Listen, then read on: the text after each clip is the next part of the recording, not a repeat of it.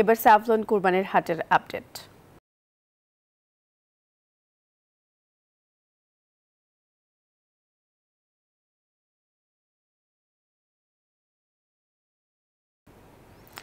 ঈদুল আজহাকে সামনে রেখে চুয়াডাঙ্গায় জমতে শুরু করেছে পশুর হাট। তবে এবার দাম চড়া বলছেন ক্রেতারা, আর বিক্রেতাদের দাবি গোখাদ্যের দামের কারণে কিছুটা বেশি দামে বিক্রি করতে হচ্ছে পশু।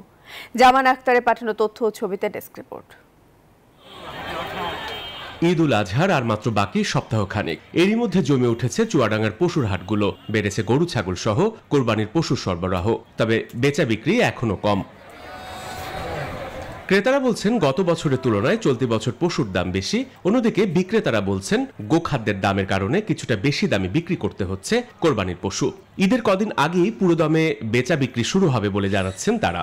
এই গোটা নিয়ে আনেছি, মন পাশে কজন হবে, এখনো দামই কেউ জিজ্ঞেস করছে। ৭০,০০০ দাম চাচ্ছি।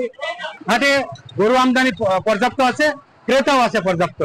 কোরবানির হাটে পশুর স্বাস্থ্য সেবা নিশ্চিত করতে কাজ করছে প্রাণী সম্পদ বিভাগ।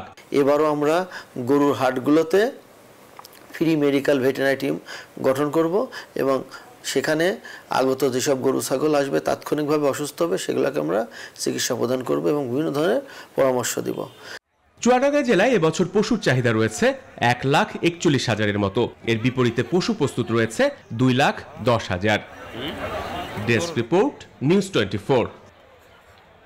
জীবাণুমুক্ত থাকার কন্ট্রোল হাতে রাখি বলেই আমরা নিশ্চিন্ত।